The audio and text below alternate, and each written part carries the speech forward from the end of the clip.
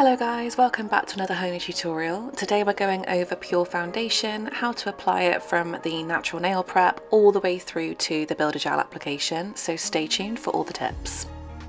As always, we should start off by sanitising the hands. I'm using Pure Clean, which is our non-alcoholic sanitizer, and then straight into step 2 of pushing back the cuticles and lifting away that proximal fold from the nail plate.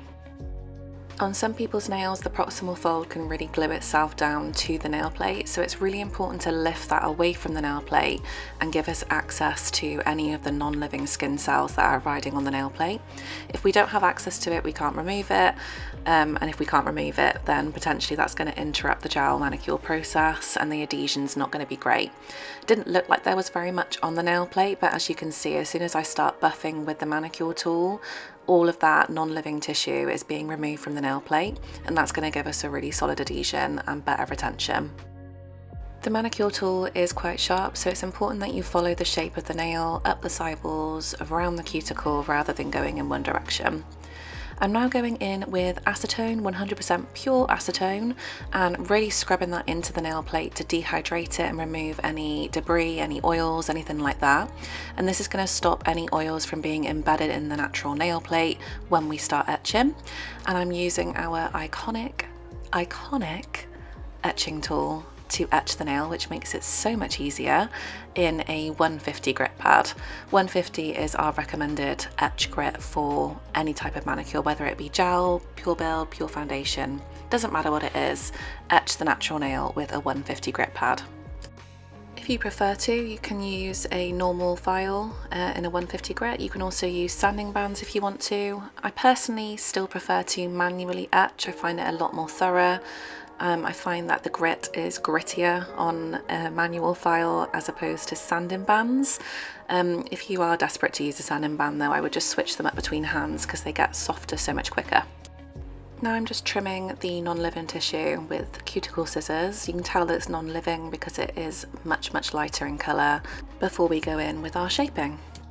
A quick shaping side note, just make sure you season your files. Seasoning means taking off the raw edge with another file, and that's going to make sure your client doesn't get cut by the sharp edges.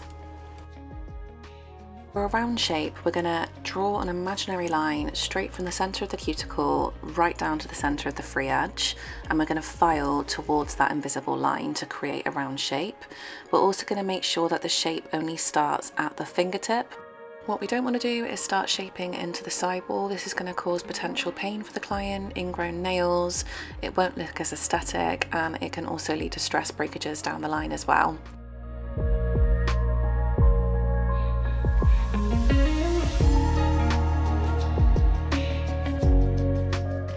Once I'm happy with the shape, I'm just going to gently file underneath to get rid of any frilly bits, dust off, dehydrate, and then we can go in with our builder gel application.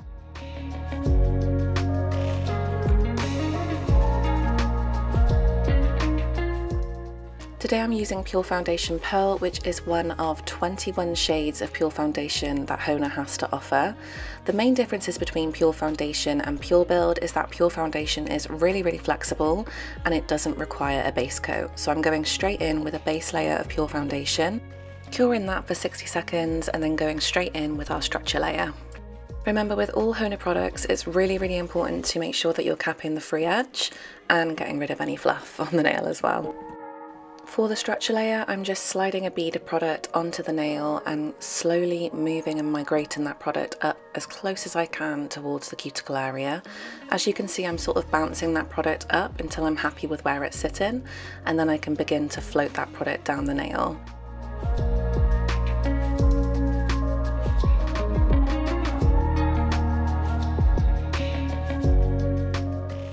As you can see on that last little sweep, I'm making sure to cap the free edge, and then I'm just popping a little bit of extra product in the centre because I didn't feel there was enough for the apex.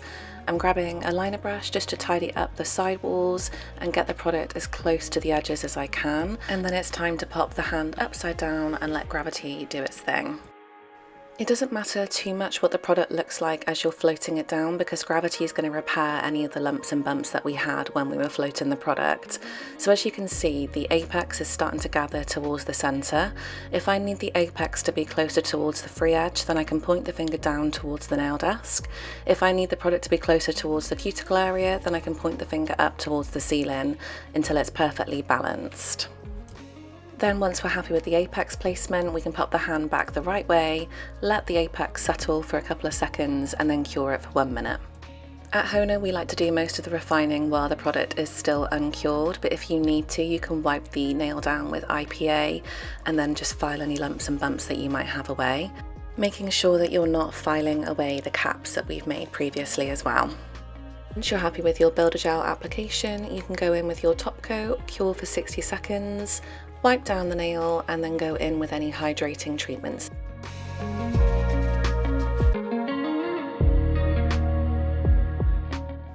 And this is your final result. I really hope you enjoyed watching this tutorial. I hope you learned something today. If you have any questions or comments, please leave them below, and we will see you in the next one. Bye.